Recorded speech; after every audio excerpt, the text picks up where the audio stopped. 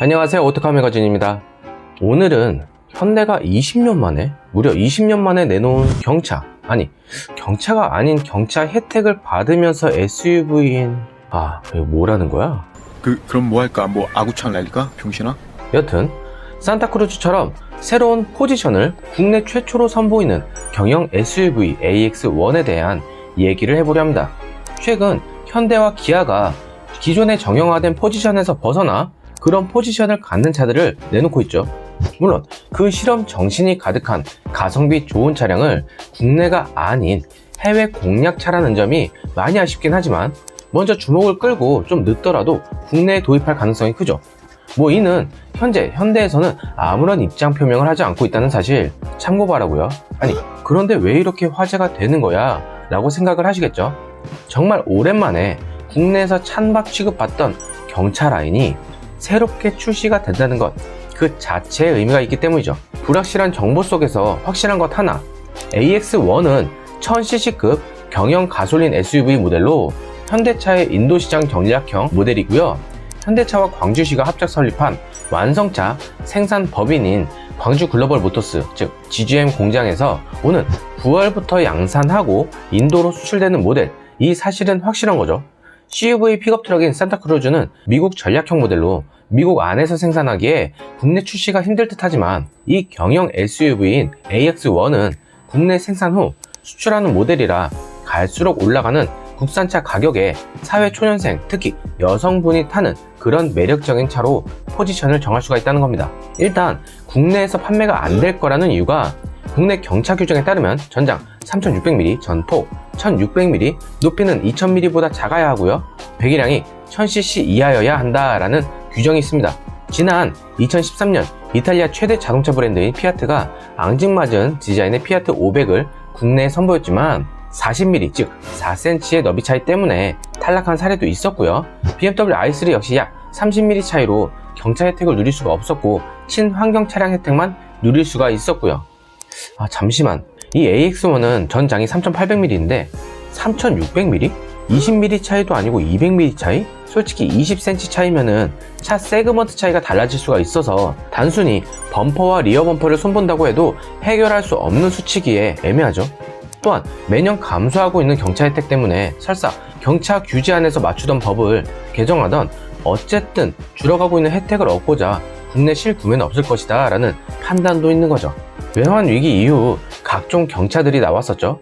지붕이 높았던 의리남 김보성 씨가 광고를 하던 그 아토즈와 대우의 마티즈, 기아 비스토, 더 뒤에 나왔던 모닝, 그리고 쉐보레 스파크까지 덩치를 더 키운 경차들이 한때 엄청난 인기를 끈 적이 있었는데 2020년 경차 내수 판매량이 97,070여 대로 2008년 이후 처음으로 10만 대 이하로 떨어지는 충격을 안겼고요. 게다가 코로나 시대 때 불황이다 뭐다 하지만 내수 판매 1위는 준대형 세단인 그랜저가 1위를 차지했습니다. 게다가 친환경 차량의 보조금, 예산 등 여러 악조건이 맞물린 가운데 경차 구입의 가장 큰 장점인 취등록세 면제 혜택이 사라졌고요. 경차에만 적용했던 개소세 감면도 이미 모든 차량에 적용되어 있고요. 어침대 덮침격으로 정부가 경차의 통행료 할인 및 혜택 축소를 검토 중이라고 밝혔죠. 앞으로 더 혜택이 축소될지가 모르는 불확실 속에서 현대가 AX1을 금연까지 손보면서 국내 출시할지 의문이고요. 에잇, 기분이다 하고 딱 손보고 규제와 안전사양에 맞는 수준으로 출시를 한다 하더라도 소비자가 배뇨보다 작은 이 경영 SUV를 선택할 이유를 찾기가 힘들다는 거죠. 국내는 경차보다 준준형으로부터 준대형 세단 및 B와 C 체급을 오가는 SUV 라인까지 가장 많이 팔리는 차종에서 이미 현대기아는 많은 이익을 보고 있는데요. 배뇨는 세급과 가격 대비 옵션도 풍부하고 1인 가구와 반려동물을 위한 사회 초년생 첫 차량, 그리고 레이의 시장 및 여성 운전자의 마음까지 훔친 차였지만 생각보다 적은 이익률 때문에 단종설도 돌았습니다. 이런 와중에 경차 혜택을 못 받는 경영 SUV가 나온다? 그것도 배뉴보다 더 작은? 솔직히 힘들 거라 보고요. 방법은 한 가지가 있습니다. 경차 규제법을 완화하거나 바꾸면 된다는 점이죠. 하지만 이 역시 부작용이 만만치가 않죠. 친환경 차량의 보조금조차도 따라가지 못하는 상황에 경차 규제 완화를 통한 지원금 예산을 다시 편성을 해야 하고요. 다만 어차피 줄어든 경차 시장에서 다시 좀 더 팔린다고 쳐도 애초 책정한 예산을 넘어가지 않을 듯 하지만 이는 국토부와 환경부가 H모 기업을 위해서는 바꿀 수도 있을 듯 합니다. 일단 국내가 아닌 인도 시장의 파이싸움을 위한 전략형 경영 SUV라는 점을 알아두시고 AX1은 어떤 매력이 있을지 그리고 예상 퍼포먼스는 어떨지 지금 한번 알아보시죠. 외형은 마치 일본 경차를 보는 듯한 높은 루프라인과 좁은 폭, 그나마 좀 나은 길이에 덩치에 맞지 않은 큰 휠, 마치 언뜻 휠 크기만 빼면은 70년대 미니쿠퍼가 보이는 모양이죠. 짧은 엔진룸이 작은 사이즈 엔진이 들어갈 부분과 상당히 단순화된 구조, 높은 루프라인 때문에 SUV 같은 각진 A필러 및 C필러, 트렁크 부분은 크지가 않지만 폴딩시키면은 세단보다 많이 실을 수가 있는 장점이 있고요.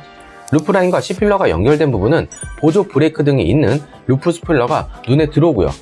그 아래로는 보통 일반 경차에서 보이는 세로형 램프 포지션이 아닌 가로 배치로 적용한 것을 알 수가 있으며 테일램프 그래픽은 삼각형 형태 패턴을 적용을 했습니다. 리어 범퍼 하단에 후진등과 방향지시 등을 일체형 원형 램프로 디자인한 것을 알 수가 있고요. 현대가 최근 디자인 트렌드로 밀고 있는 삼각형의 형태를 경차에서도 적용한 모습이 보이는데요.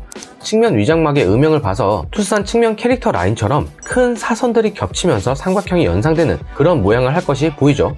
무엇보다 측면에서 1열과 2열의 윈도우 라인이 다른 라인 선상에 있는 것이 보이죠. 그리고 위장막에 도어 캐치 부분이 보이지가 않습니다. 우선 2열 도어 캐치는 벨로스터처럼 C필러에 장착되어 있고요. 아무래도 2열 윈도우 포지션이 높은 이유는 덩치에 비해 큰 바퀴가 달려있기에 2열 시트 포지션이 높아질 수밖에 없고요. 스타리아처럼 큰 윈도우를 적용할 필요 없이 측면 안정까지 고려를 한다면 2열 윈도우가 높아질 수밖에 없다는 거죠. 또한 SUV답게 휀더에 클래딩이 장착되는데 그 위에는 볼륨을 넣어서 차가 더 커 보이는 효과를 냈습니다.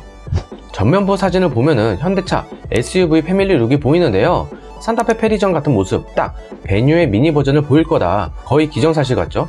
헤드램프와 주간주행 등은 분리된 형태를 보이고 있으며 헤드램프는 아직 프로토타입이기에 트림에 따라 베뉴 같은 LED 램프를 적용할 듯 하고요.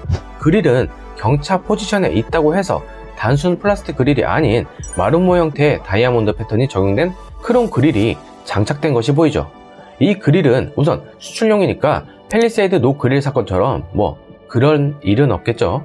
외관에서 솔직히 특이하다, 역시 디자인의 현대가 새로운 포지션을 창출해냈다 라고 할 수가 있지만 실제로는 그게 아니죠.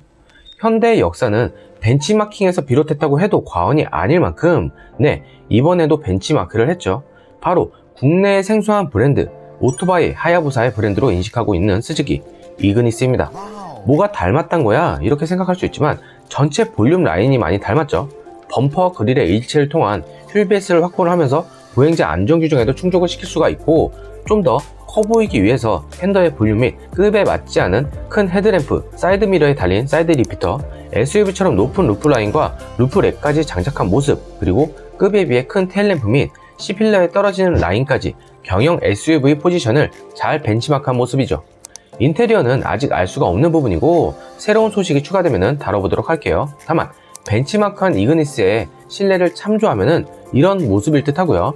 아무래도 사이즈가 작은 경영이다 보니까 이런 레이아웃에 기조를 같이 하지 않을까라는 생각을 해봅니다. 파워트레인, 우선 인도 수출용 파워트레인은 1.1리터 엔진과 5단 수동 변속기 및 5단 자동 변속기가 적용이 되고요. 최고 출력 68마력, 최대 토크 9.8kg를 발휘하는 것으로 알려져 있습니다. 또한 상급 트림에 1.2 가솔린 엔진도 추가된다고 하죠. 국내에 경차 규제 법규가 개정이 되고 출시가 된다고 하면은 1000cc를 초과하면 안 되기에 기아 레이와 동일한 퍼포먼스를 내는 파워트레인을 보일 듯 하고요. 직렬 3기통 78마력, 최대 토크 9.6kg를 내는 자연흡기 가솔린 엔진에 정말 오랜만에 보는 자동 4단 변속기를 장착, 연비는 리터당 12.7km에서 13km를 마크할 듯 합니다. 양산 일자가 올 9월부터 양산에 돌입할 예정이고 가격은 1,500만원에 안팎이 될 전망을 보이는데요. 현재 코드명인 AX1의 네이밍은 스틱스와 레오니스라는 상표를 현대가 등록한 바가 있는데 이 중 하나가 AX1의 네이밍을 가지지 않을까 합니다. 현대차로는 2002년 단종된 경차 아토스 이후 약 20여 년 만에 보이는 경영 모델이라서 국내에서도 많은 주목을 받고 있는 거고요. 좀 전에 국내 출시가 부정적인 면을 먼저 얘기를 했다면은 이번엔 국내 출시가 유력한 이유에 대해서 얘기를 해보겠습니다. 이게 단순히 출시할 거야 라는 근저감 같은 게 아니라 절대로 용서하지 않겠어! 코나 시리즈 및 고성능 드레스업 라인인 N라인, 고성능 N 라인업까지 이런 코나는 소형 SUV지만 옵션 몇 개 붙이면 생각보다 높은 가격을 형성하고 있고요. 베뉴는 새로 나온 코나보다 더 잘 팔리는 상황에 있는 가운데 경차와 소형 SUV 사이급 포지션인 경영 SUV 역시 수출 전용도 좋지만 국내에서 점유율이 높은 현대기아차를 사는 층이 많기에 국내 생산이지만 출시를 안 하기도 뭐하죠. 특히 수출용이니까 1,500만원이란 금액을 측정을 했지만 베뉴 같은 경우 1600cc의 CVT 무단 변속기 123마력의 최대 토크 15.7kg를 마크하는 파워트레인을 선보이면서 1662만원부터 2150만원 사이의 가격대를 형성을 하기에 1400에서 1900만원 사이대로 마크하는 포지션 및 가족 구성원 중 자녀의 첫 차로 그나마 부담없는 가격을 내세운 마케팅 전략을 펼치지 않을까 합니다. 진짜로 혜자스럽게 1300만원대를 마크한다면 기아의 레이 시장까지도 갖고 올 수가 있기에 충분한 대안이 될 듯 하고요. 만약 저런 금액을 선보일 시 법 개정이 안 되더라도 경차 혜택을 포기하면서 SUV의 강점 즉 베뉴에 이륜 터레인 모드 같은 것을 적용을 한다면 충분히 승산이 있다고 봅니다. 단순히 승용 모델만 나올 것이다가 아닌 상용 벤 모델까지 출시할 것으로 알려진 가운데 국내에서 좋아할 요소 및 세컨카로서 요소까지 충분히 갖고 있다고 생각을 하고요. 이런 면 때문에 국내 출시도 충분히 고려할 상황이라는 거죠. 네, 오늘 소식은 여기까지고요. 구독과 좋아요 및 알람 설정까지 부탁드립니다. 일교차 큰 날씨 건강 조심하시고 코로나19 조심하시고요. 참 많은 소식을 전하고 싶지만 손발이 좀 많이 모자라네요. 그래도 시청해주신 여러분들 진심으로 감사드리며 좋은 하루 보내세요. 안녕.